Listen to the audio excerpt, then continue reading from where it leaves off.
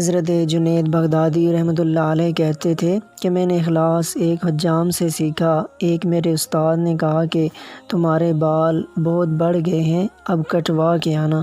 پیسے کوئی نہیں تھے میرے پاس۔ حجام کی دکان کے سامنے پہنچے تو وہ گاہک کے بال کاٹ رہا تھا۔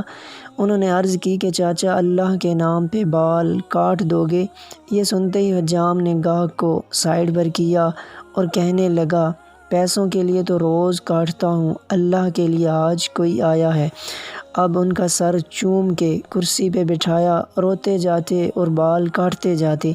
حضرت جنید بغدادی رحمۃ اللہ علیہ نے سوچا کہ زندگی میں جب کبھی پیسے ہوئے تو ان کو ضرور کچھ دوں گا۔ عرصہ گزر گیا، یہ بڑے صوفی بزرگ بن گئے۔ ایک دن ملنے کے لیے گئے، واقعہ یاد دلایا اور کچھ رقم پیش کی تو حجام کہنے لگا، جنید، تو اتنا بڑا صوفی ہو گیا، تجھے اتنا نہیں پتہ چلا کہ جو کام اللہ کے لیے کیا جائے اس کا بدلہ مخلوق سے نہیں لیتے۔ اللہ تعالی ہم سب کو ایسے ہی اللہ تعالیٰ کی مخلوق کے ساتھ پیار کرنے کی توفیق عطا فرمائے۔ آمین ثم آمین۔